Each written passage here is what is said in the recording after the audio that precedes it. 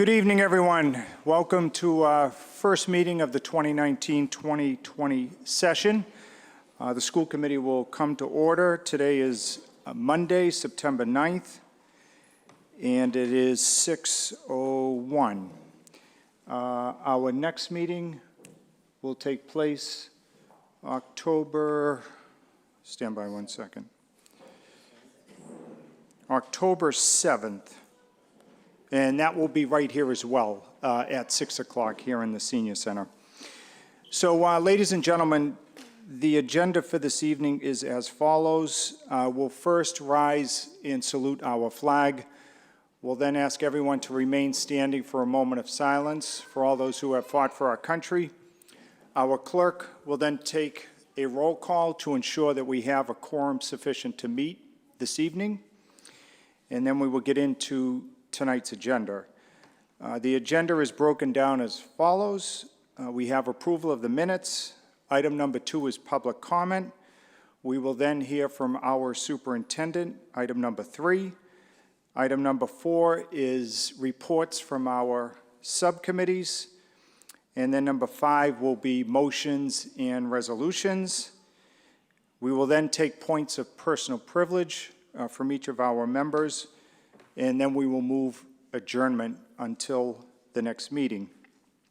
Just a couple of changes to the agenda with the school committee's blessing is once we take the roll call, I would then ask everyone's indulgence to first have our students step forward regarding the paper straw initiative, because we know they already have a lot of homework to do, so we want to get them back to it. And then, depending on whether or not all of the participants are here, we would then ask the committee's indulgence to hear about the proposed gun buyback initiative. After that, we would then get into tonight's regular agenda. Any objections? Chair hears none. Please rise and salute our flag. I pledge allegiance to the flag of the United States of America and to the republic for which it stands, one nation, under God, indivisible, with liberty and justice for all. Please remain standing for a moment of silence in honor of all those who have fought for our country and continue to do so today.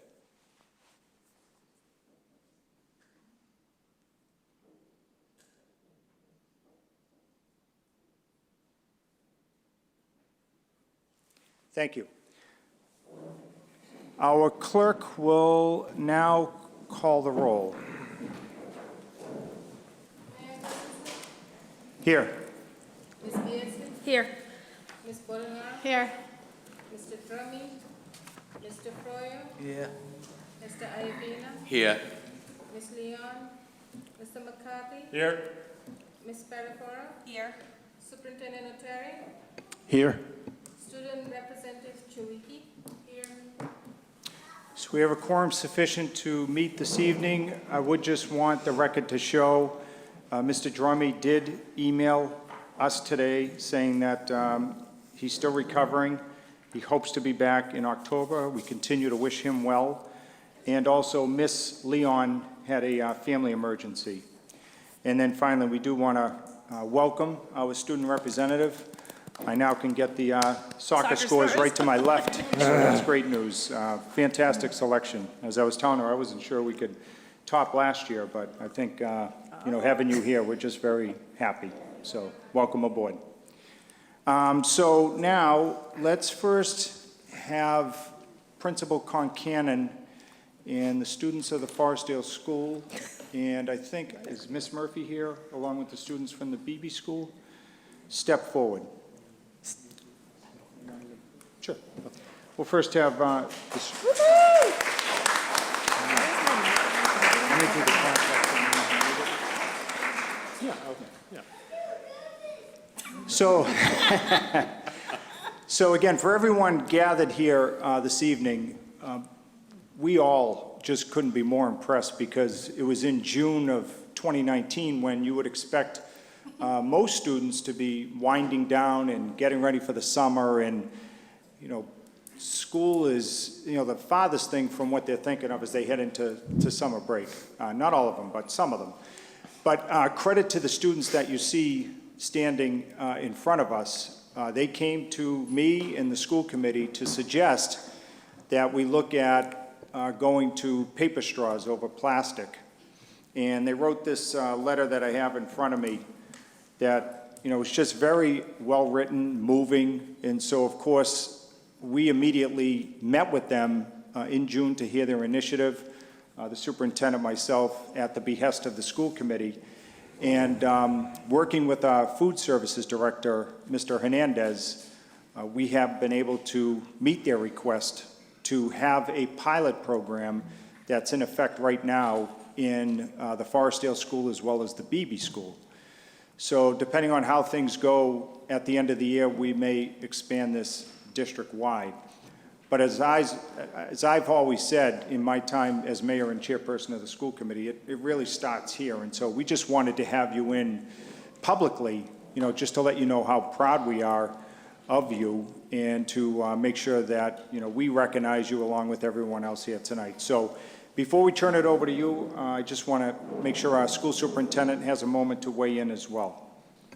Thank you, Mr. Mayor. I'd also, since Dr. Murphy's up here from the Beebe School, if we can call up the 8th grade students from the Beebe School who worked on this paper straw initiative too, if they can step forward up to the podium with Mr. Concanon and Dr. Murphy. So at the end of last school year, 6th, 4th graders from the Forestdale School, as the mayor had said, wrote a letter requesting the adoption of paper straws at the schools. The mayor, in cooperation with Mr. Omar Hernandez from Food Services, were able to work on this. It was a pilot project for paper straws at the Forestdale and the Beebe School for this year. The Forestdale students, if I call your name, if you could just take a little step forward so we recognize who you are. Sarah Miller, Liana Neville, Ava DiCicchio, Maya Pedraza, Naomi Johannes, Corianne McNulty. They are the former fourth grade, now 5th grade students at the Forestdale. And then if I could have Ryan Lee, Michelle Dang, Allison Yu, Joanne Tang, and Christine Wang. They are the students who are now former 8th graders, now 9th graders at Malden High School, who also worked on the Paper Straw Initiative. So hats off and all of our recognition and thanks to you guys for bringing a very important green initiative to the Malden Public Schools.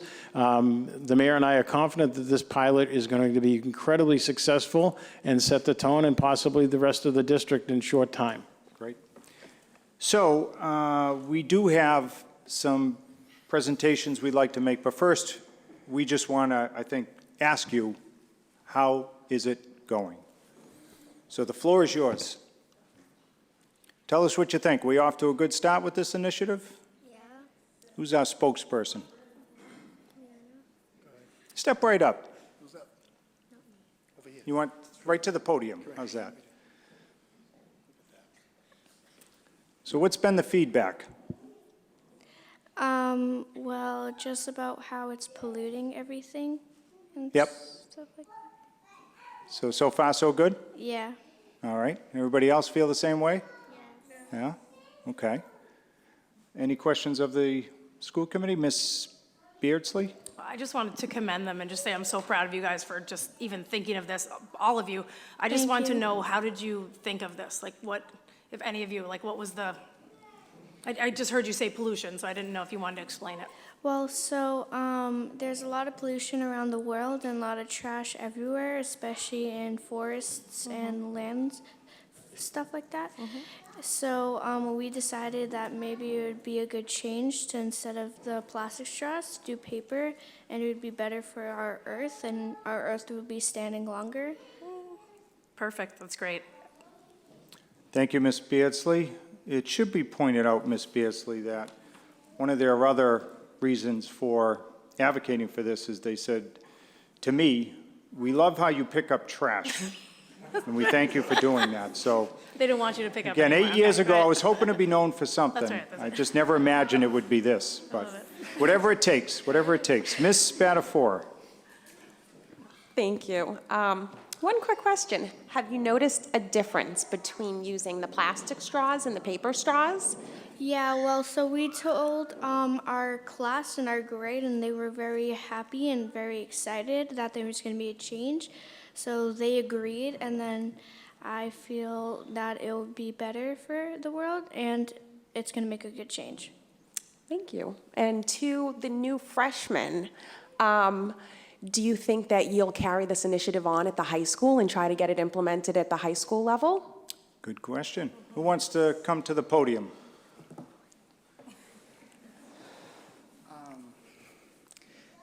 What was the question? Do you think you'll take this forward to Malden High School as an initiative next year? Probably yes. Okay. I'm guessing. Okay. I hope so. Yeah. I hope so. They're former eighth graders, right? Right. You're freshmen now. Yeah, Yeah. great. I'd love to see it carry on. Thank you so much for your work. All right, thank you, Ms. Spatafora. So if there aren't any other questions, right here, you want to come to the podium? So far, we've been doing plastic straws and bags. Is there anything, is it going to spread or like to other like plastic bags, other like things that are like made out of plastic or like anything else that's going to like pollute our environment? Like, because we've already done so much about like straws and this and that, but like, are we going to spread to other things? Because it's not just that plastic Sure. straw that's going to like pollute the world. This is also like everything else, like toys made out of plastic, other stuff like are in our daily environment and like world that like we use plastic so much that like we don't even know like oh we just found out oh we use plastic for this and that we just found out and then you don't realize how much like plastic is like built up during your lifetime. So is Excellent. it so are you gonna like anything to do for other plastic items? Hey, well, like this, you tell us. We look forward to hearing what your next initiative is. You want to do food composting? I mean, what are you thinking? I guess I don't really know. but, Talk like, with your classmates, and based on what you've done already, we're all ears. On trying to help move our city forward. It should be pointed out, and I think the school committee is aware of this, that the 8th graders now, freshmen at Malden High School, were instrumental in helping us with the plastic bag ban, which goes into effect, by the way, January 1st, 2020. So, talk collectively with your classmates. I assume you've joined or you're going to the environmental club up at Malden High yeah, School? I Maybe there's signed some up for other- that. Okay. I figured that. I figured you're president by now. All right, let's hear from Ms. Beardsley. I just wanted to thank you. That's what I asked in June, and I said, this is great, and it's a great starting point, but I want to hear more from you all, because my thing is plastic water bottles, so if we could get together and think about what's really the most impactful thing you guys can think of next and then next. I'd love to meet with you guys. I think this is awesome. Thank you. Okay. All right, anybody else want to add anything? Sure, come right up. I think our next suggestion might be plastic water bottles. Okay, Cause I think it was cause I've seen this on ecosystem such Instagram accounts. They keep showing that places in California, I think Las Vegas or somewhere, they've fully banned plastic water bottles, and instead they've now using glass water bottles and metal ones instead, and they have these portable water stations that they have. okay. All right, good. Well, like I said, let's see what your classmates have to say, and then hit me up on Snapchat or Instagram, all right? Okay. And we'll get together like we did last year. All right? So we're going to, once again, say thank you and don't move. Our school superintendent's going to close us out, and then I think we're going to take a brief recess. Sure, I'd also just be remiss, we had 4 8th graders from the BB that are no longer part of Malden Public Schools this year that were also instrumental in this, and I'd like to read their names for the record.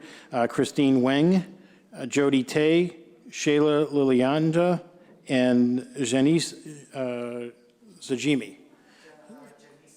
Janisa, oh, it is an A, I'm sorry, Janisa Zajimi. They worked on this initiative, but are no longer part of Malden Public Schools. But we were very happy for their input and very grateful for it. Okay. And, yep, 1 second. Go right ahead.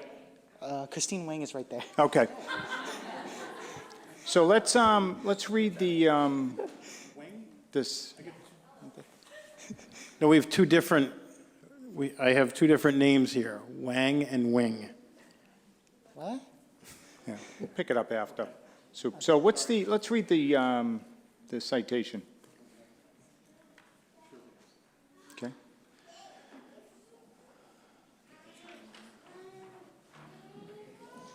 Do I?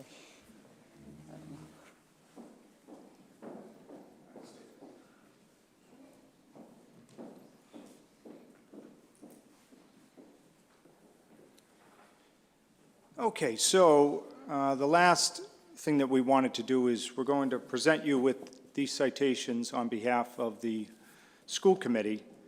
And basically it says Malden Public Schools Certificate of Recognition for being environmentally responsible and taking action to make change in a positive way by urging the community to adopt paper straws instead of plastic straws. Awarded Monday, September 9th, 2019. It's signed by everyone on the school committee. So what we'd like to do now is, if we could, just take a brief recess and take a picture with you and let the rest of the city know, what you've done for the Malden Public Schools and the community at large. Let's do it. School committee will be in a brief recess.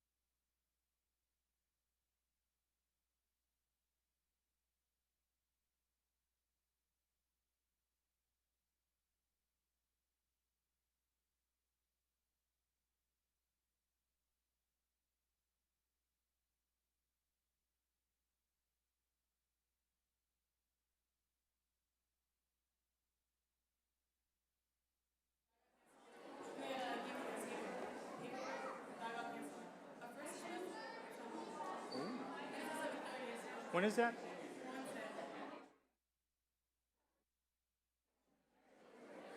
Are we all set?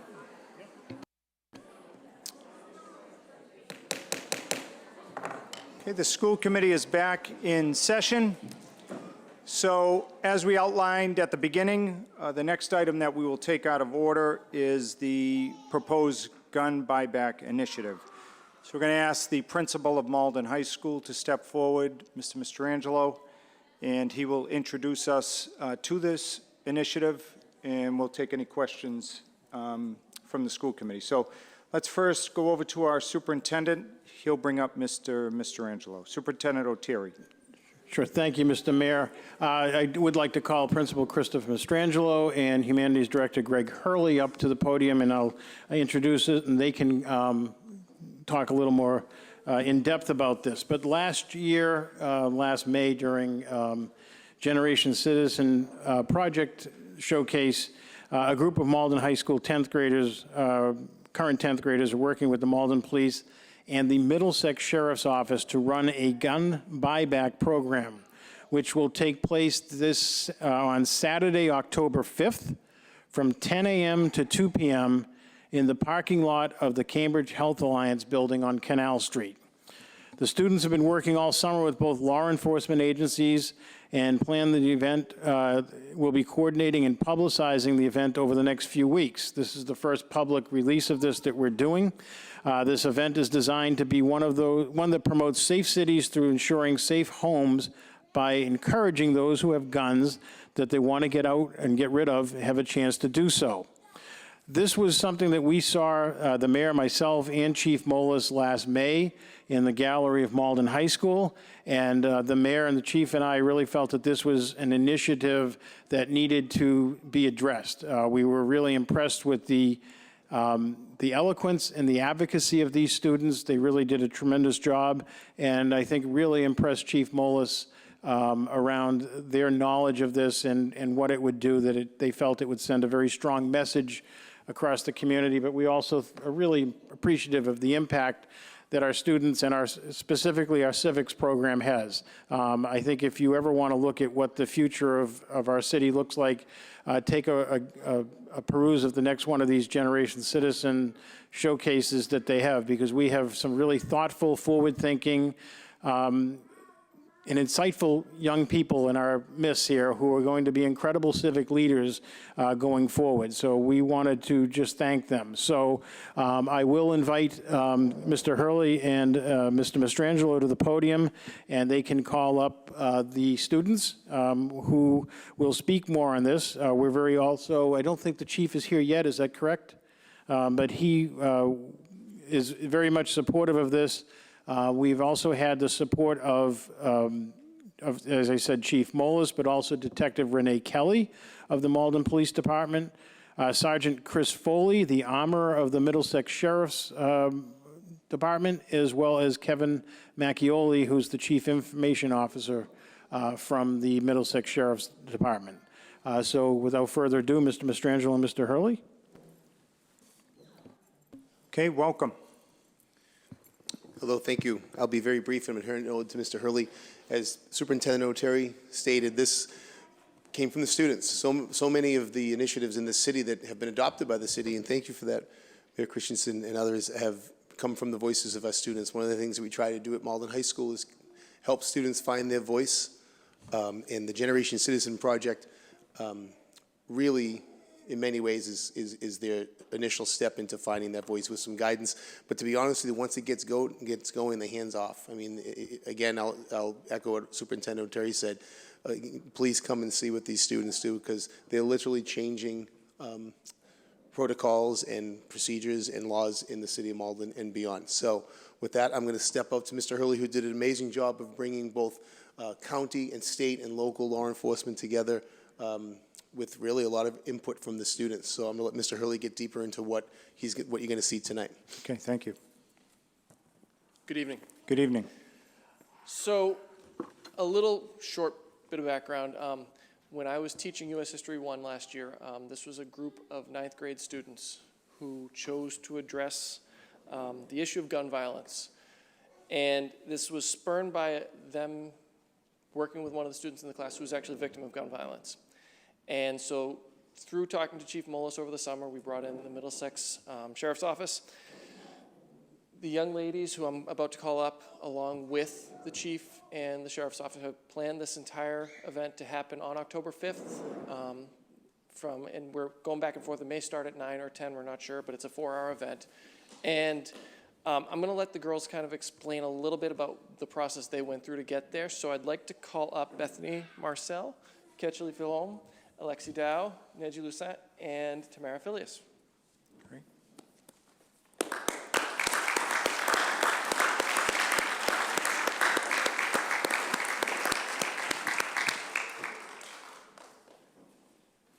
Good evening, welcome. Hi. Thank you.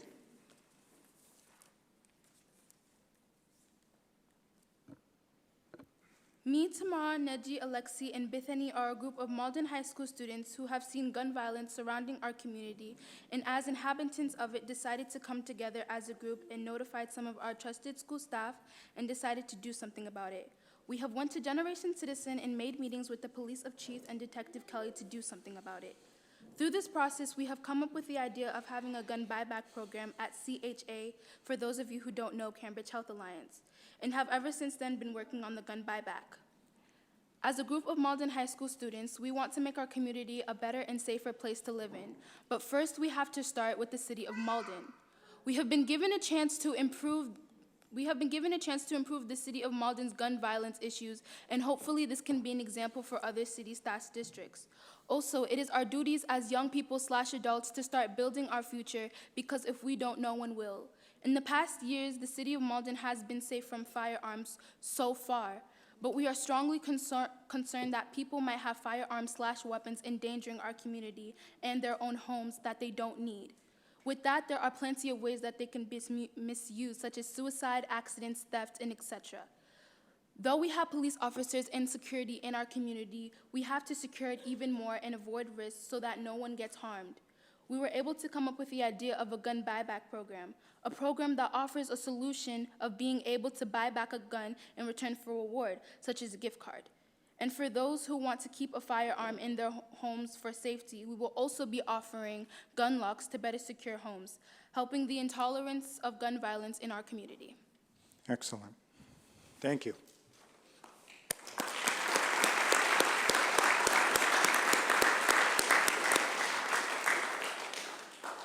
Anybody else want to add before we take a few questions? I felt it summarized it perfectly as well. So let's take a few questions from the school committee. Any questions? Okay, I just want to let the school committee know, if you do see Chief Mullis, really give him a pat in the back. We meet every Tuesday morning, and as you could probably imagine, there's a lot going on, a lot that you have to stay, on top of.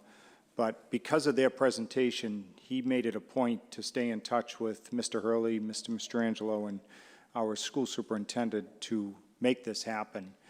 And as everybody here probably knows, it all happened because we were inside the schools. And so that's why it's important to make sure that we remain connected on what's happening, in the Malden Public Schools. And I just want to let the people in attendance know they're right. This has to be the 6th or 7th initiative that I can think of over the past several years that was student-led.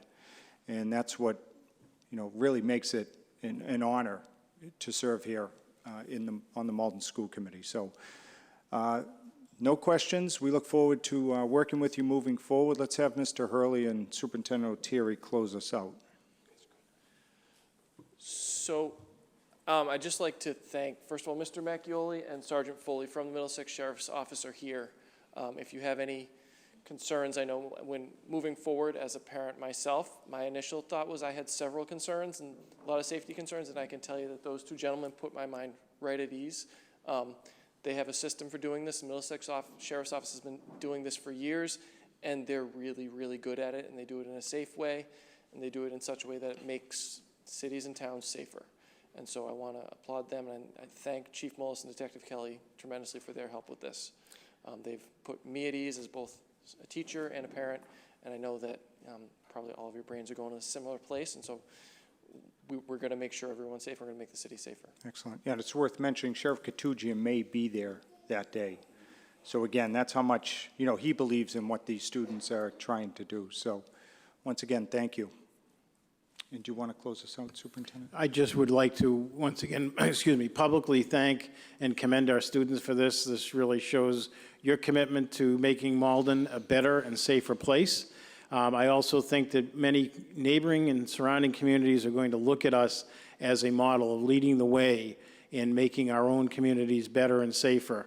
We have had a lot of talk in this country around gun control and gun violence. And it's the old adage of think globally and act locally, and I think that we're doing what we can at the local level here.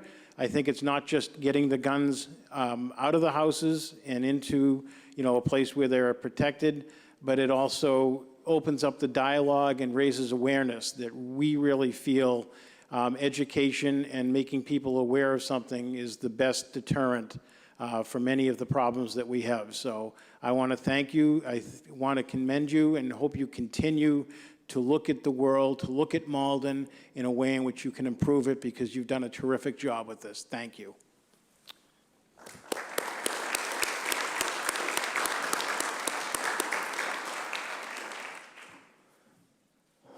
All right, well, I'm not sure we're going to be able to top that, so we may want to move adjournment right now. All right, so let's get back to it. So item number 1, approval of the minutes. Let's first take up the regular session minutes of July 1st, as well as the executive session minutes. Let's take them together if there's no objection. Any objection? Chair hears none. We'll entertain a motion. Mr. McCarthy? To approve. Mr. McCarthy moves to approve. Is there a second by Mr. Iavino? So everybody's had a chance to look at them. All those in favor say aye. Aye. Anybody opposed? The ayes have it. That carries unanimously. Now the special meeting minutes of July 23rd. Let's take those up. Motion by Mr. Iavino, seconded by Mr. Froyo. Any questions on those? Hearing none, all those in favor say aye. Aye. Anybody opposed? The ayes have it. That carries unanimously. And then the special meeting minutes of August 5th. Motion by Ms. Bordenaro, seconded by Mr. McCarthy. Any questions? Chair hears none. All those in favor say aye. Aye. Anybody opposed? The ayes have it. That carries unanimously. All right, ladies and gentlemen, so now we're at item number 2, public comment. This is an opportunity for members of the community to address the school committee. We just ask that you state your name and address for the record, and we ask that you keep your comments to just a couple of minutes so we can afford everyone an opportunity who wishes to address us to do so. So with that being said, public comment is now open. Good evening, Mayor Christensen, Superintendent O'Terry, and Malden School Committee. My name is Deb Gesualdo. I'm president of the Malden Education Association and the East Region Director of the National Council of Urban Education Associations. I stand before you this evening to speak in support of the Safe School Zones resolution and the access to education, student privacy, and immigration enforcement policy that I submitted to the school committee via the chair this August with the help of a toolkit from the National Education Association. As a public school educator, I believe it's important that educators, families, and the school committee stand united against hate and bias. Each and every one of our students should be able to come to school and have the opportunity to learn without the fear and subsequent distress that results from the possibility of harsh immigration enforcement in our schools. Every day, every week, every month, every year, our educators are seeing the impact of this unthinkable trauma on our students, their families, and the community. We have students who live in fear of being detained by immigration authorities at school when their minds should be focused on learning.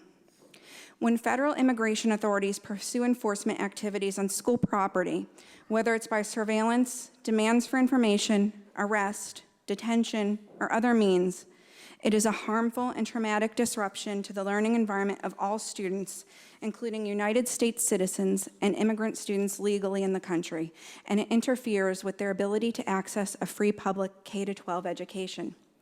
Taking a pragmatic approach to immigration is critical for our students because our students are the center of our community. Across the United States, many school districts are making their campuses safe zones for immigrant students.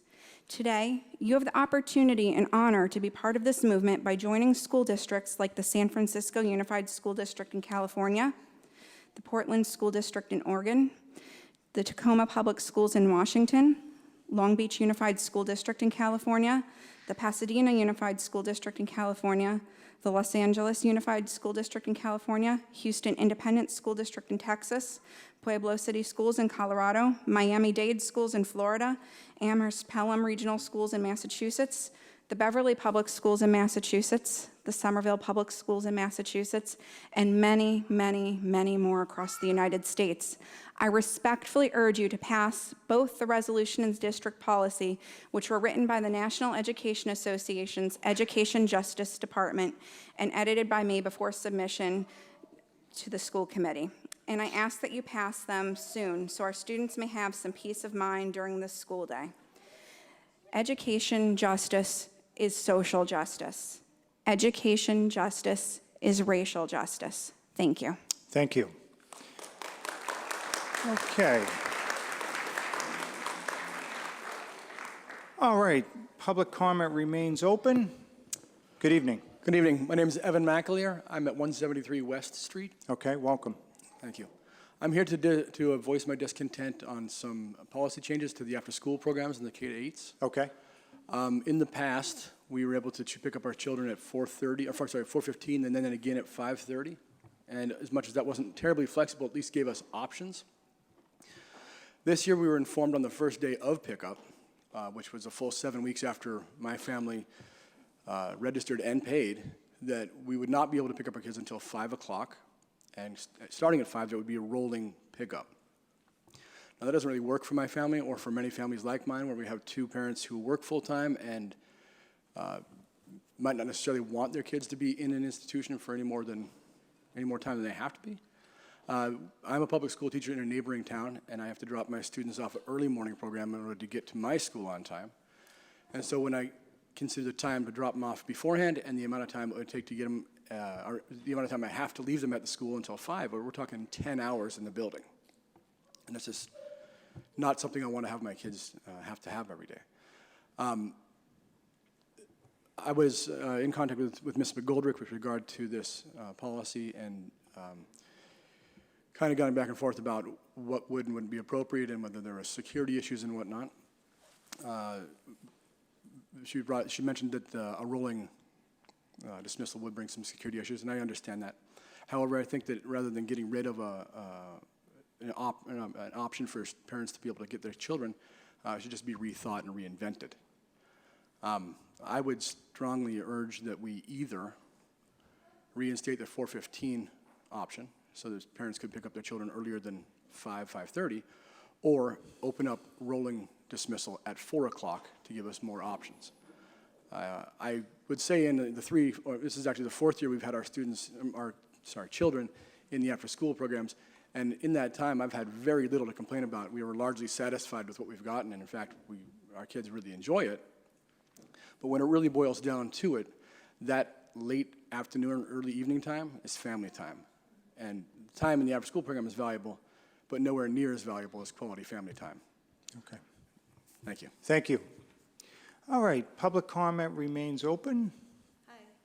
Good evening. I'm going to speak to the issue that Deb spoke about prior, about the safe school zones resolution and policy.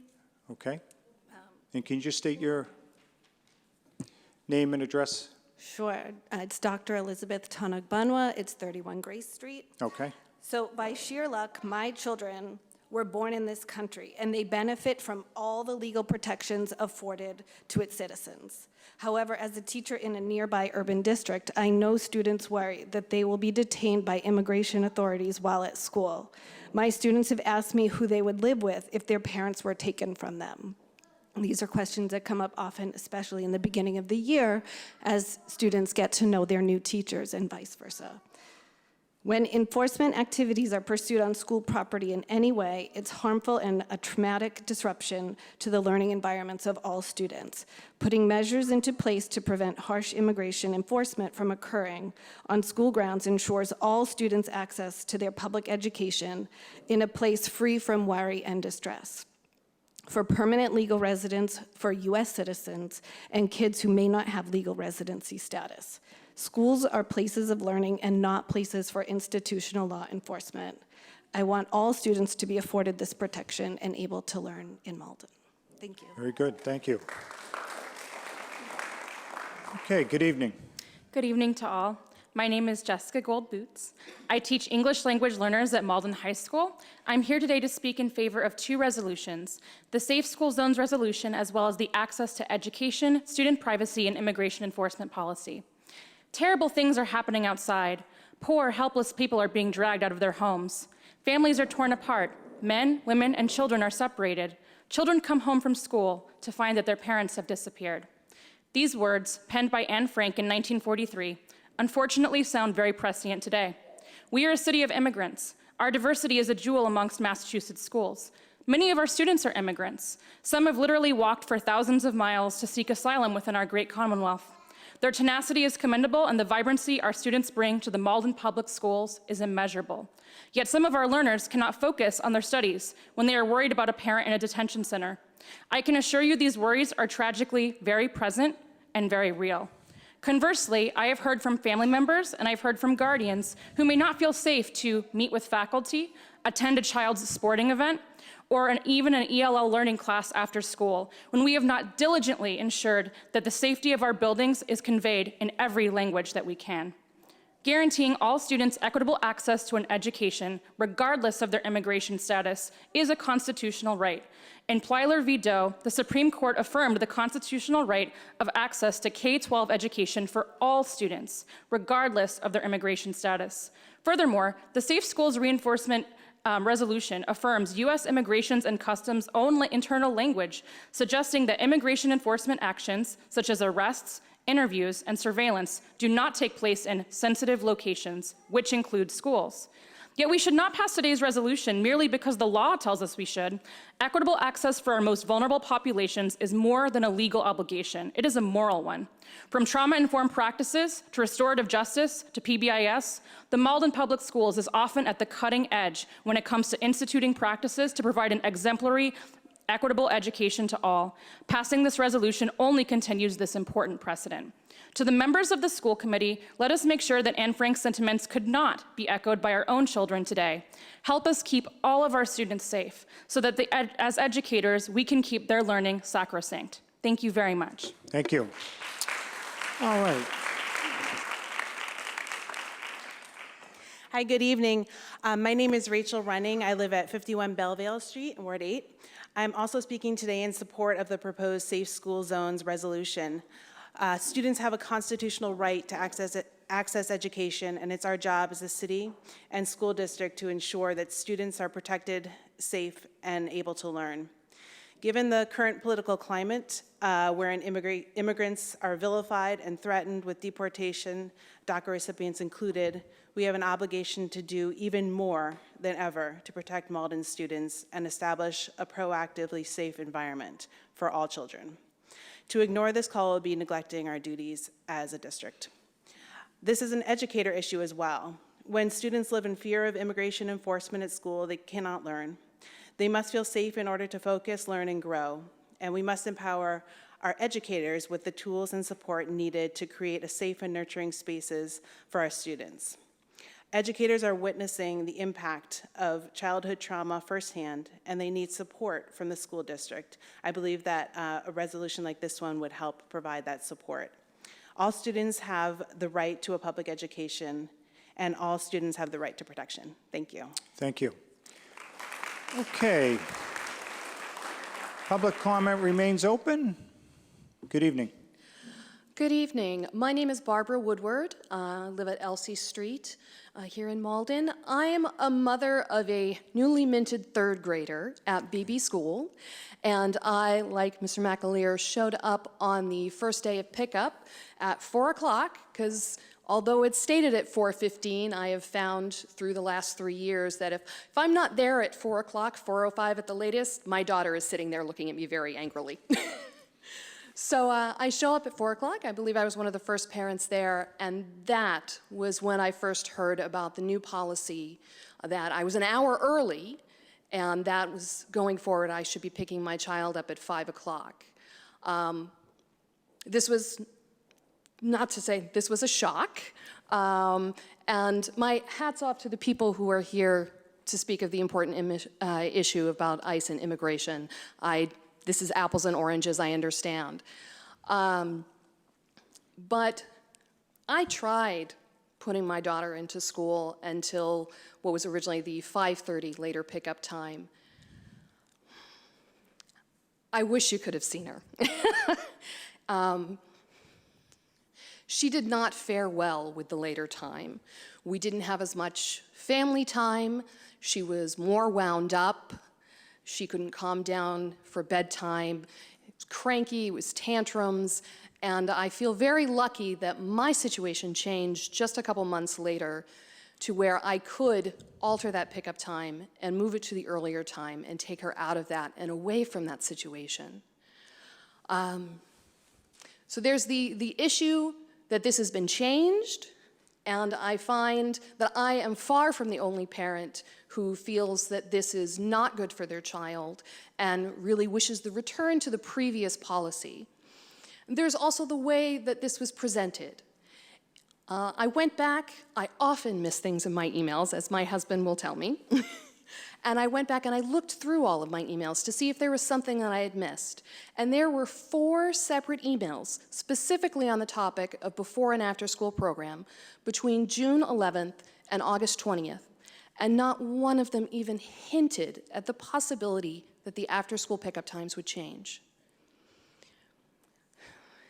So thank you for listening to my frustrations. I hope you will all take this into consideration and help us cordially and emphatically ask you to return to the previous policy of an early 4:15 pickup time and a later option for those parents that obviously need that as well.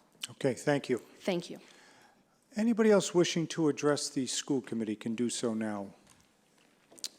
Just ask that you state your name and address for the record. Good evening. Good evening. My name is Danielle Najmi, and my address is 15 Harding Ave.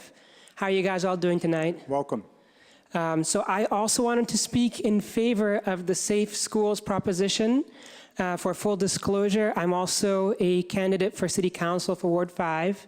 I work in the community as an interpreter and career coach, where I work with folks who have lived here all their lives, folks who have immigrated from other countries, both with their documents and those who are here without their documents.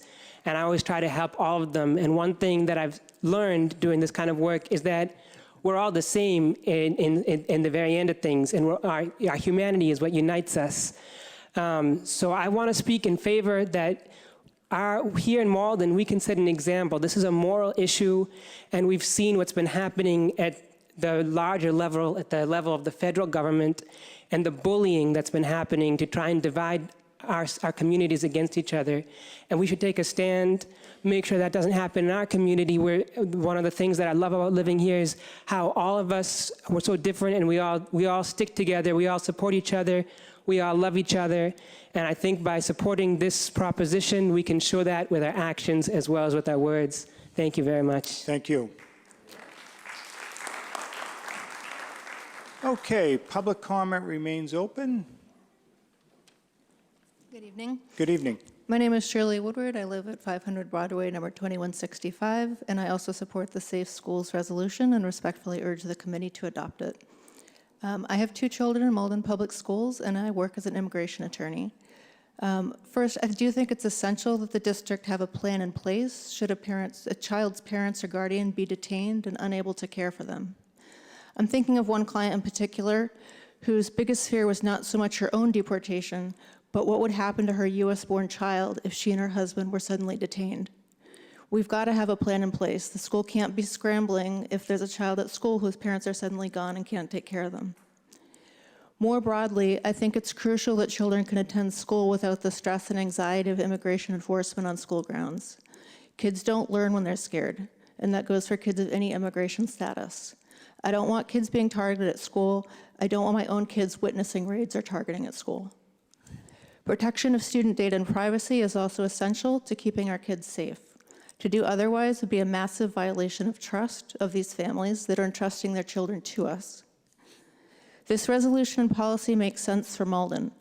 As Deb described, similar initiatives have been implemented in cities across the country and right here in Somerville next to us.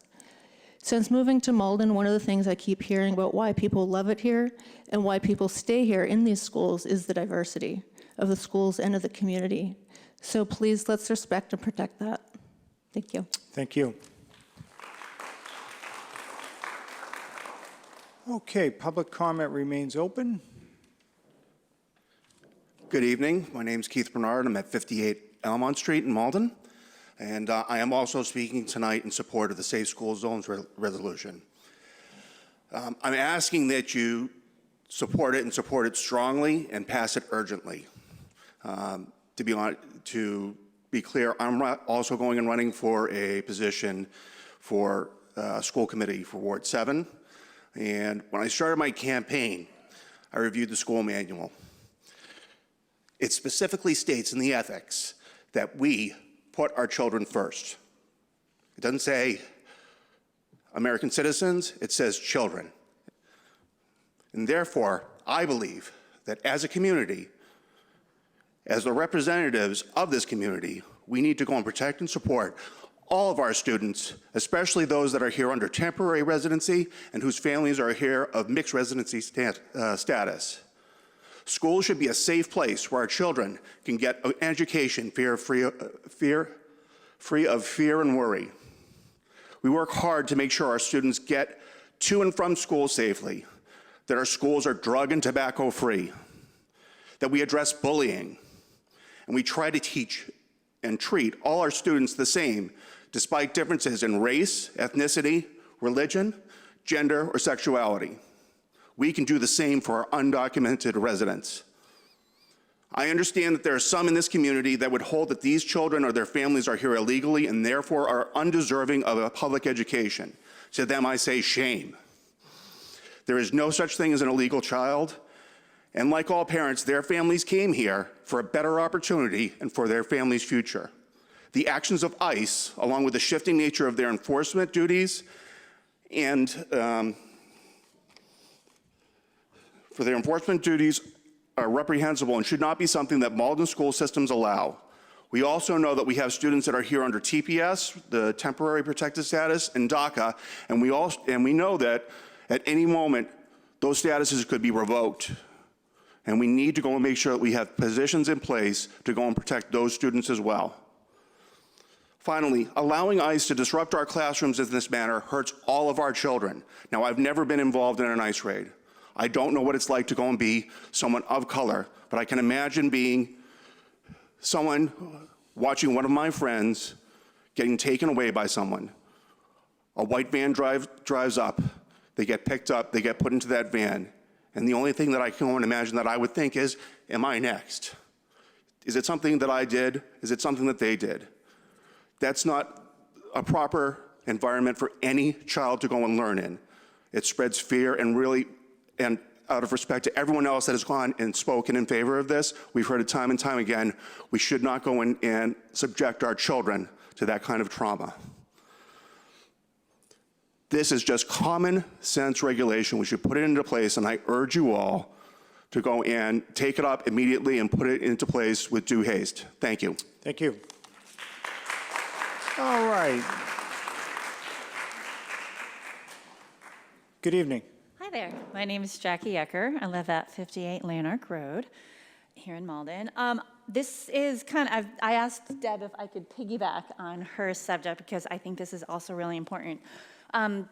A couple of weeks ago, I volunteered with my work at the Greater Boston Food Bank, and I found out that 1 out of 9 children in Eastern Massachusetts doesn't know where their next meal is going to come from. And so this actually turned into a conversation on our Facebook page for the Malden Public School Parents Families page, because we wanted to make sure that, because with the Trump administration is changing the way that immigrant families are able to stay in the country, and there's more immigrant families concerned about being able to stay here if they apply for aid. And so I reached out to Omar Hernandez, who is our wonderful food guy, and asked him, what happens if an immigrant family or a parent fills out the free or reduced lunch form? Is there a chance that those families could possibly be deported? And he was really happy that I reached out to him because he thinks community outreach is really important right now. I don't know if you guys are all familiar with the Trump administration new directive. Basically, if you take SNAP or other different types of aid, that could be used against you. Even if you're here legally, they could take away your status and have you deported. So our concern is that we're now going to have tons of families who are not going to reach out to have their children have food, who might need to have food. But think about it. I think 51% of our students right now are on free or reduced lunch. What happens when a lot of these families are afraid to reach out? So I reached out to Omar, who was wonderful to speak to me, and he told me that that the school forms never leave his office. If a parent fills out a form, he will retain it for 3 years, and after that, it is shredded. The federal government will never get individual information on a family, even if they are granted free lunch via this form. The state will get information in aggregate, but it will never receive individual names. Omar said families are safe to request a free or reduced lunch via this form, and that feeding children will not affect immigration status. He did say that if families receive the free or reduced lunch via other means, for example, if they receive SNAP benefits, that could impact their status, but that is different from filling out the Malden school lunch form. Omar also recognized that families will still probably be afraid to fill out the form due to immigration fears. He stressed that Malden Public Schools will never allow a child to go hungry. A child may rack up a negative balance on their lunch account, and even if they don't ever pay, they will continue to be allowed to eat a school lunch. What that means is that the Malden Public School costs will increase because we'll have to pay for this with our school budget, and this probably should be factored into the 2020-2021 school year budget if the proposed rule change does indeed go into effect. I thought it was really important that we share this with our immigrant communities, and is there a chance that we could send out a robocall from the Malden Public Schools system and just let families know that they can apply for their kids to have food? No child should be in school hungry. No child should have an empty belly because their parents are afraid they're going to be deported. Thank you. Thank you. Okay. Good evening. Evening. My name is Anna Jeffrey. I live at 38 Avon Street, number 2. I just want to add my voice to the chorus in favor of the safe school zone. I am a white mother of white children. I've lived in this country my whole life, so have my parents. But my kids' first best friends, one of them, they had a parent who was here on TPS. Another one, both of their parents were immigrants. Every single student in our community is affected when our immigrant families aren't safe. And I want to make sure that we aren't posing this as only illegal families are affected. I have a friend who recently became a citizen because he was afraid that changes to the existing system would, come and get him if he were to go out and become an activist. Because things are just unsafe for people who are here legally. Even people who are here undocumented, they still deserve to have their families in these schools. And it affects every single one of us. So I hope you all take a very strong stance on this. Thank you. Anybody else wishing to address the school committee? Good evening. Good evening. Adam Weldine, 97 Hill Street. I am here to support the resolution that Deb and the MEA presented and that the chair sponsored, and thank you both for doing that. I feel it. I feel it as a Maldonian. I feel it as an administrator in Chelsea, a neighboring school system that's similar to Malden in many of these concerns. But no one feels it as much as our students and our families, and I think it's our job as a district to make sure that we're doing what we can to protect them and at least preserve a sense of security, especially around issues like these. So I would hope that the resolution will pass unanimously. If for no other reason than we know a resolution is nominal, it should pass unanimously, but I also hope that we do the work as a district to actually back it up and make sure that the things in the resolution happen, and that we're able to see those come to fruition. Thank you. Thank you.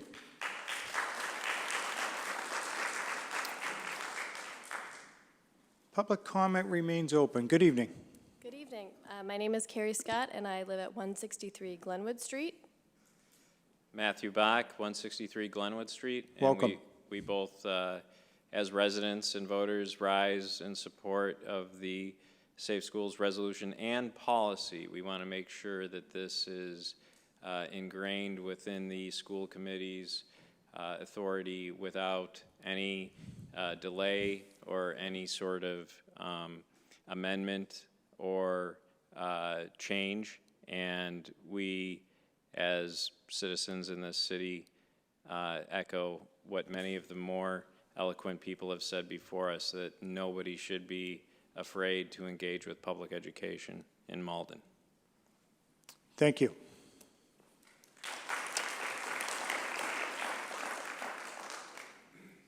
Good evening. Evening. Jason Ashola, fifth grade math teacher at Salemwood School. I'll make this as brief as I can. The issue I'm about to address, I hope, can be addressed over the coming year. I want to bring it up in September because I think it's something that will take a long time. Over the past few months, I've heard people from the city talk about our initiatives towards racial and social justice. I've heard plenty of you talk about the need for recalculation of the Chapter 70 formula so that a child's education does not depend on their zip code. I also think that we need to turn that mirror inwards in the city of Malden and say that a child's education should not depend on the neighborhood one lives in Malden. Because currently, as it stands in the city of Malden, the whitest, wealthiest, most non-immigrant school, and I will speak for I teach fifth grade math, has the longest amount of instruction time, the least number of caseload, and the least student-to-teacher ratio. Whereas Salemwood, the most diverse, most non-white, poorest, and most immigrant school in the district, has the least amount of class time with my students. I have the highest student-to-teacher ratio, and my classes right now are huge. I have over 140 students, including 38 in one of my classes. This needs to stop. I don't know when these schools were built, why they were built this way, but here it is. It needs to stop. Salemwood is not a dumping ground. It cannot be a dumping ground, and I don't know how to fix it. I am not a politician, but it needs to be fixed now. Public comment remains open.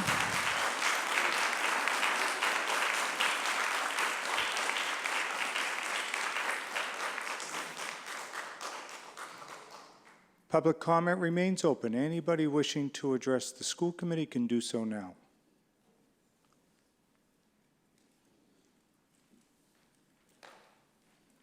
Steve Winslow, Malden City Councilor at Large, 83 Jacob Street. Good evening. Thank you for everybody who's come out tonight to speak in favor of the Safe School Zone policy and resolution.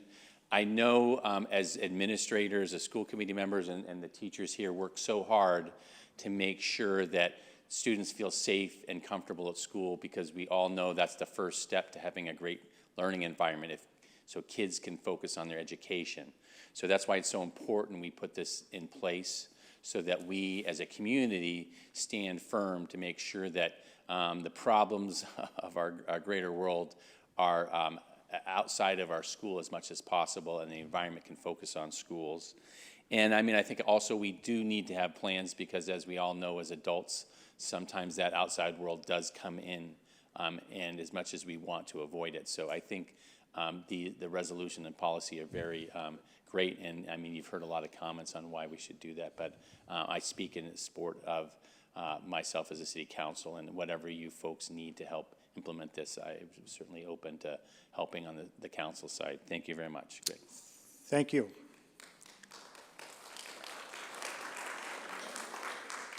All right, public comment remains open. Thank you, Mr. Mayor and the committee. Audrey Robert Ramirez, 160 Glenwood Street in Malden, Ward 3, parent of a child at the Linden School, new parent of a child at the Linden School. I, too, urge the city to embrace and adopt this resolution and policy, and I hope this is more an expression of power in numbers rather than redundancy.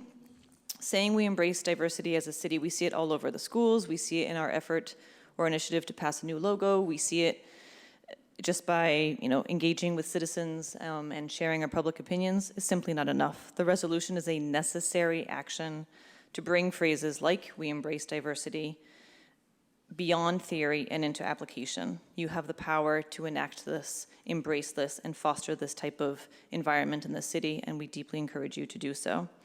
For those students, faculty, staff, and I would encourage you to think beyond the students. The school system engages many more than just students who may not be directly targeted by immigration enforcement activity simply by virtue of where they were born, an action completely beyond their control. Vicarious trauma is a real threat. I'm experiencing it, working through it every day in my professional career as an immigration attorney, and I would never want my children, their staff persons, their educators, their cafeteria connections to live through it. Our students, our school communities have plenty, if not too much, already on their minds between gun violence and bullying and cybersecurity and vaping, and the list goes on and on and on. This is one thing we may be able to have an impact on and may be able to shelter them from, and I encourage you to keep that in the forefront of your mind as you're debating this. Thank you. Great, thank you.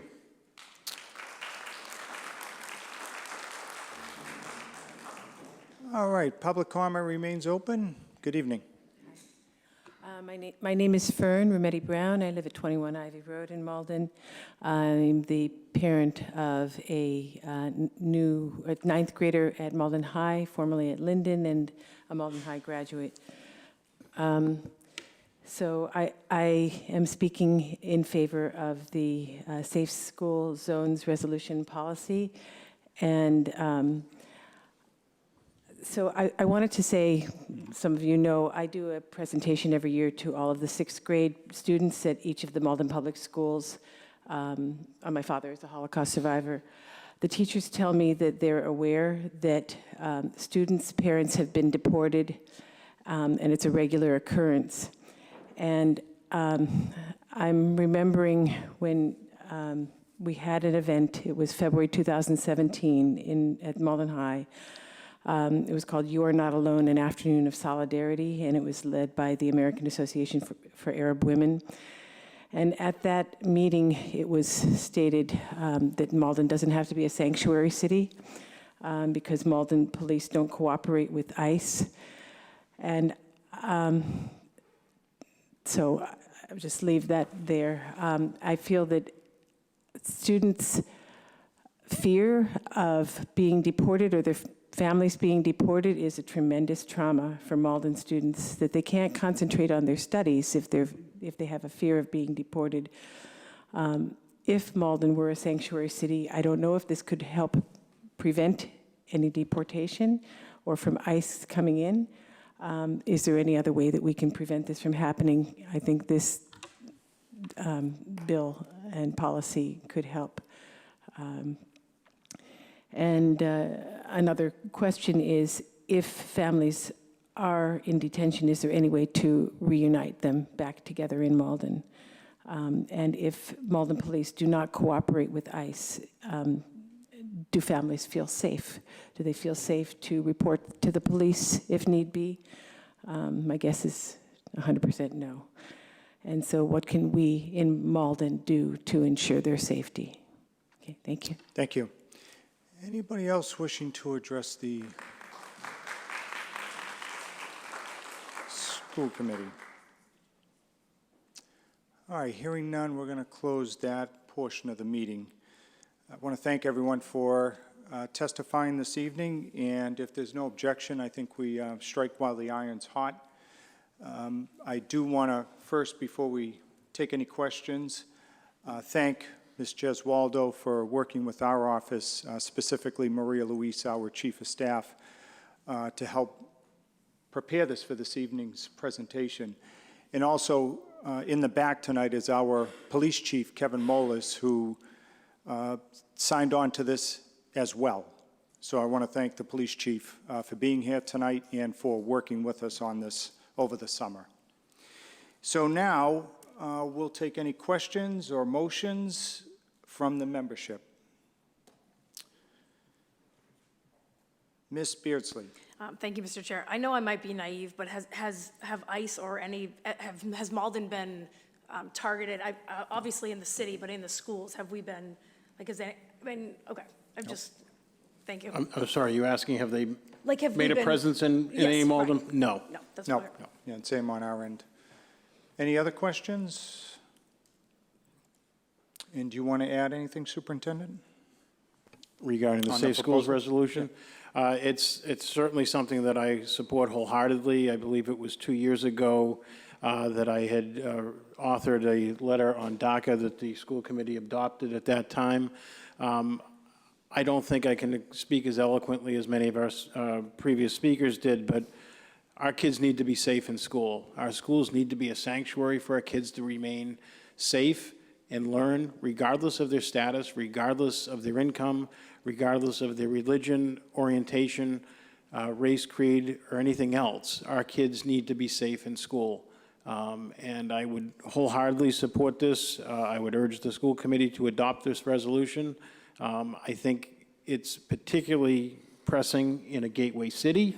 We are a city of immigrants. We are a diverse city.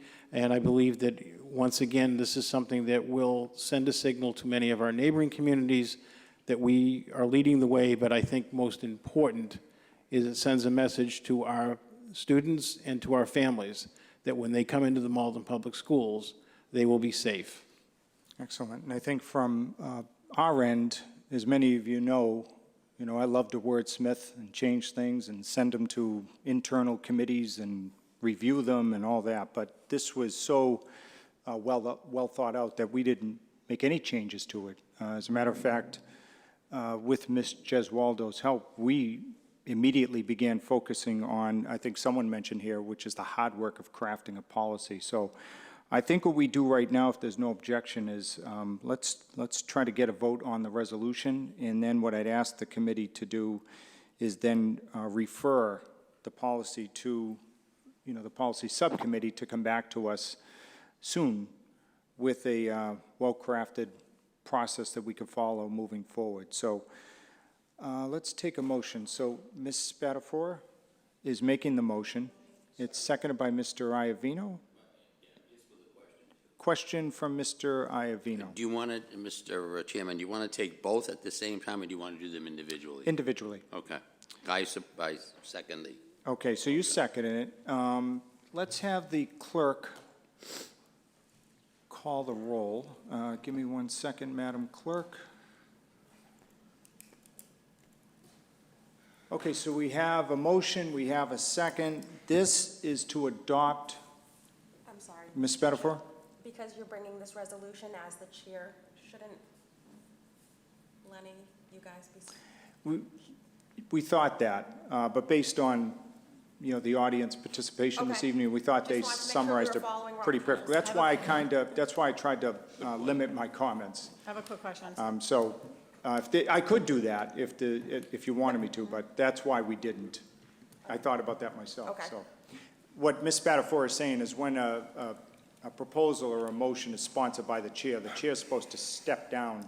The vice chair would assume the chair because you don't want the chair influencing the members with a motion coming from him or her. I pressed the wrong buttons.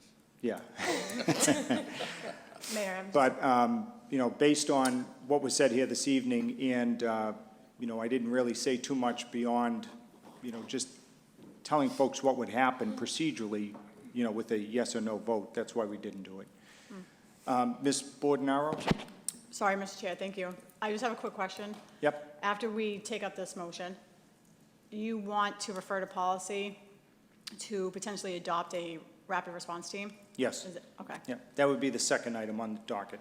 Gotcha. All right. So let's take up under motions and resolutions, the first one, which is the Safe School Zones Resolution. Everybody's had it. They've had a chance to read it. Ms. Spatafora, you made the motion. It was seconded by Mr. Iavino. Let's have our clerk call the roll. Ms. Beardsley? Yes. Ms. Bordenaro? Yes. Mr. Drummond? Mr. Froyo? Yes. Mr. Iavino? Yes. Ms. Leon?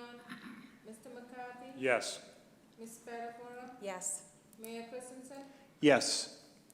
So that carries unanimously. Now, the second item is access to education, student privacy, and immigration enforcement policy.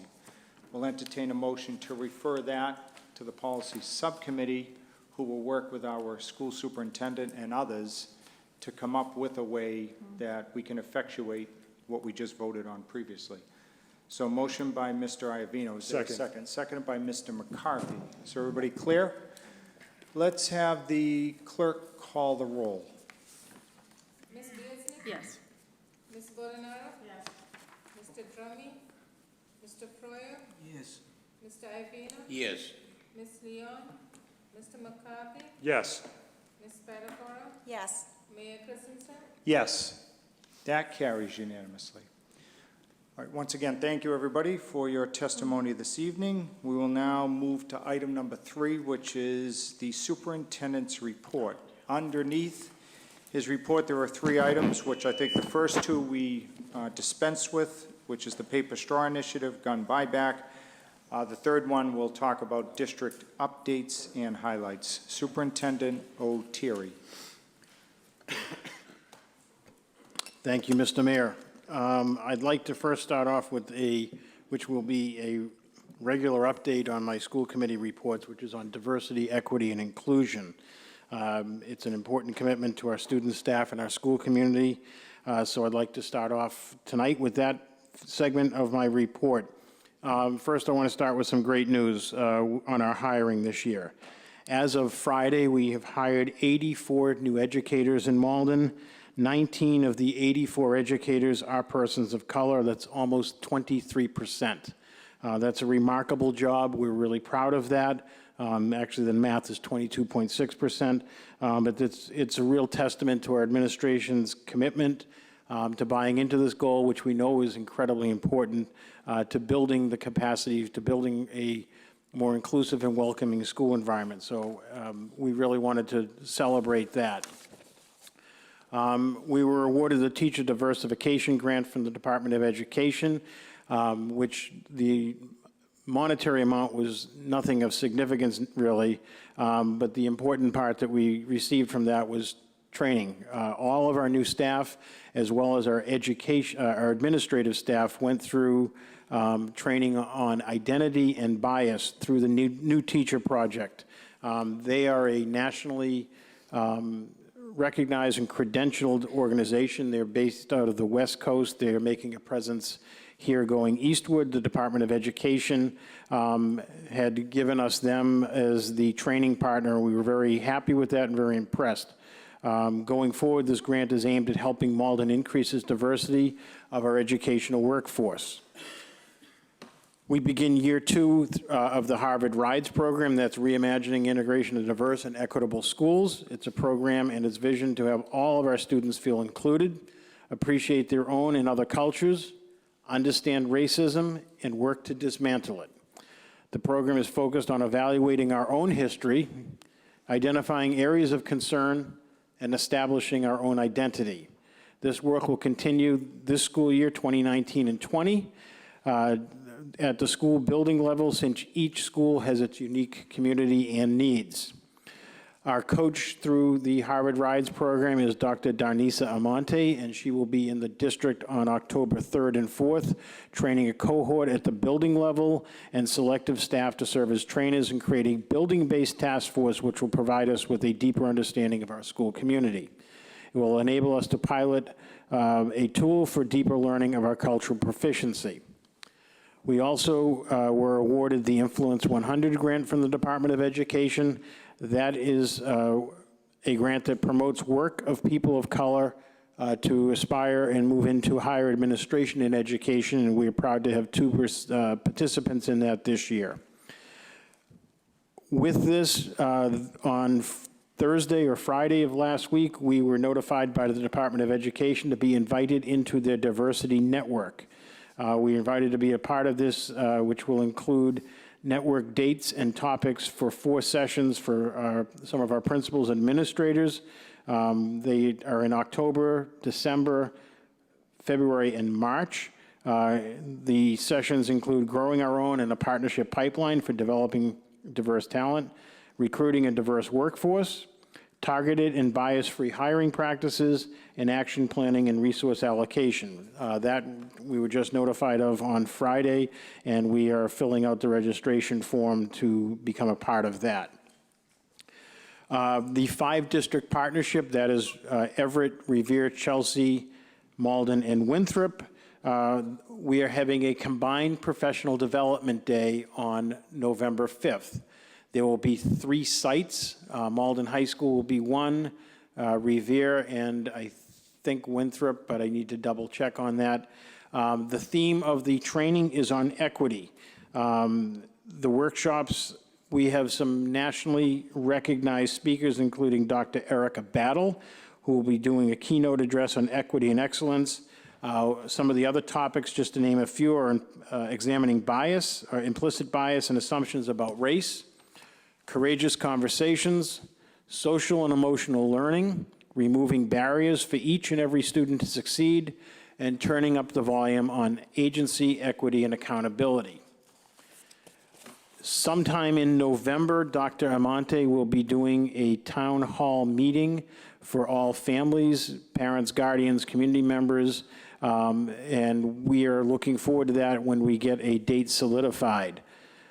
We also, other ways in which we're looking to get diversity and opinions in there is we are doing our visioning of our district mission with Dr. Lori Likas, and we'll be sending out community dates on that when and where people will be able to give that input. We're working with her. She's the architect of Gateway City vision and mission statements across the state. We worked with her prior to my arrival here about 3 or 4 years ago, and we're really excited, and she's excited to see the steps we've taken and how we are making Malden a more inclusive and welcoming community, and we want to make that a part of our vision statements. I think it goes hand in glove with, I believe, the sentiment we've heard here tonight at public comment regarding safe schools. I think that we are a community that is moving in a direction to support students and moving beyond the beauty of diversity and getting into the more core discussions around equity and inclusion. And I think that we're excited about having that input from our community. This also begins year 2 of the Anti-Defamation League's World of Difference program at Malden High School, and I believe next month we will have a presentation and update from the faculty who are on that and the students. We're excited about that. We are hopefully going to have a year 2 of the Bar Foundation grant. We are doing some vision and planning sessions. Our staff at the high school has worked incredibly hard over the last several months working on this, building a vision of a portrait of a graduate, but this is also taking into a number of factors that account for some areas that we know we need to address and improve on, including student achievement and success, identifying early warning systems and gaps, and ways in which we can remove those barriers for success that are preventing kids from succeeding. Some summer updates. We had many programs for our staff and students over the summer. Among the highlights is that our schools have been accepted to participate in the multi-tiered system of support academy through the Department of Education. In addition, we are rolling out the PBIS, that's Positive Behavioral Intervention Strategies. All of our schools are participating in that and have a team that has been trained over the summer on that and is really excited about creating very positive and supportive environments in our school. It was an intense professional development designed to help school teams implement tiered systems of support and instruction. Some of the curriculum work that was completed this summer is as follows. We did a tremendous amount of work.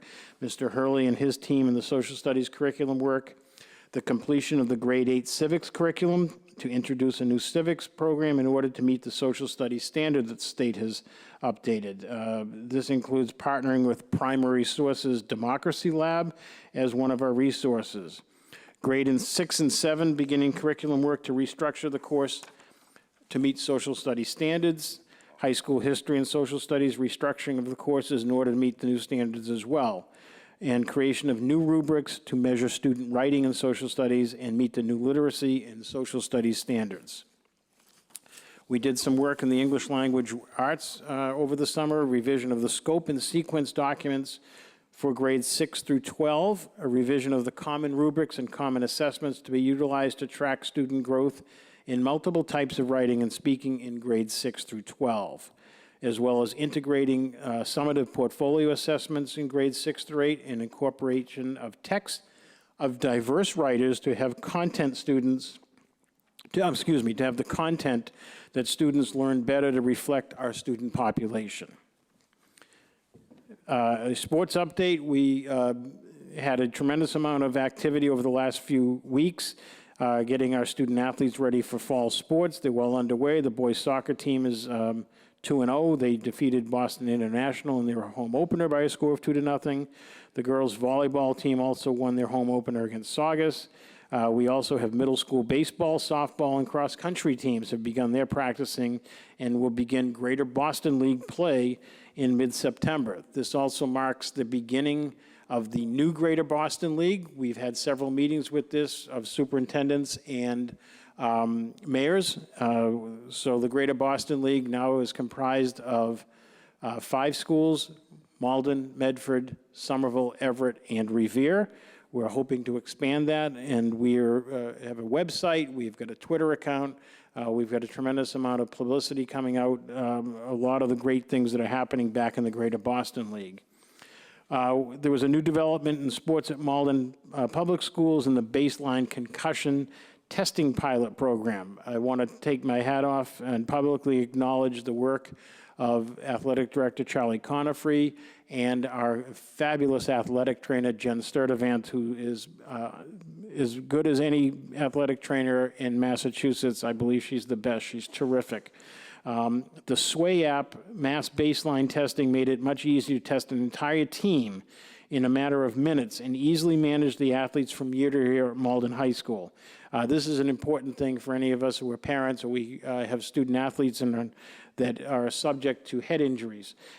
Being able to have a baseline provides us with a much better diagnostic tool, provides the healthcare providers with that diagnostic tool, and we are really happy that Malden was able to implement this pilot program.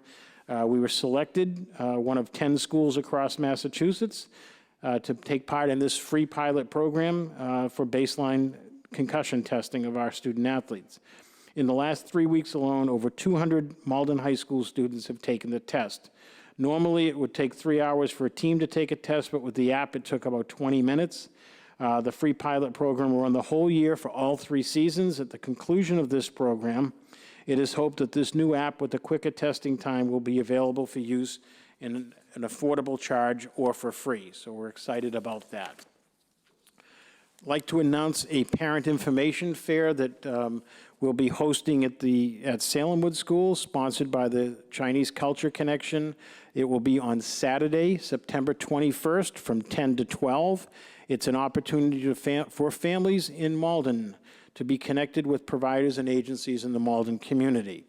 It is also hoped that with the fall one that we're doing here in September, we'll do one probably sometime in May of next year to connect families with some of the summer programs that take place in the city and some of the programs that can help support families in the summer. Because one thing we do know is that many of our families are not in school. We know that we provide free breakfast for all of our students, and many, 2/3 of our students receive a free or reduced lunch. So we want to make sure that families know where they can get food, where they can get recreation, some fun, safe programs out there. So we're hoping, we did this fair last year in the fall. We are hoping to do it again on September 21st, but then sometime in May. From the Parent Information Center for incoming kindergartners, we had 272 kindergarten screenings were done over the summer at the Parent Information Center. This was a pilot program that Dr. Chase oversaw, and we were able to screen a tremendous amount of kids, which we had not done in the past. We're hoping we will follow up and see whether this new way of doing the screenings has helped, and from there we'll formulate a plan for the next year. But that was a tremendous amount of work by our staff to do this, and we're really thankful. We had a number of construction or physical improvements to our schools taking place over the summer. All the bathrooms at the Salemwood School were redone. That was new floors, stalls, painting of walls. Tremendous upgrade there. As many of you know, the Salemwood School is our largest elementary school, and it gets the most use of our elementary schools. It's constantly rented by the community, so those bathrooms, again, 20 years old, needed an update. We also paved the parking lot at the Salemwood as well as the Ferryway School. All classrooms were repainted at the Salemwood, and we installed new water fountains at Malden High School and Salemwood. That was through a community block development grant through the Massachusetts Water Resource Authority via the Malden Redevelopment Authority. That happened as a result of some of the testing that the MWRA does that alerted them a year or two ago of elevated lead levels, not dangerous, but concerns that we were qualified for new fountains. They also, I think, speaking to the environmental concerns, they have the water refill electric eye, so you can fill a refillable water bottle, not just have water come out of the bubbler. The air conditioning unit at the BB school is replaced, so the gym is now comfortable and safe for our students, particularly in hot and humid weather. I'd like to announce a couple partnerships that I know Chief Mullis did leave, but he and his staff have been incredibly supportive of our students and a number of the endeavors that we have here. Sergeant J.P. Kelly is overseeing a Project Safe Watch, which enables the Malden Police to have a database of any student out there with special needs that if they were missing, did not come home, would give them a profile of that student, maybe if they were nonverbal, autistic, had particular needs or concerns of what would be helpful in bringing that child back home safely. We're hoping that Sergeant Kelly will be at one of the upcoming CPAC meetings to help get more of our students registered in this. It's completely voluntary, but I think the reception of this when it was done in the spring was very, very positive.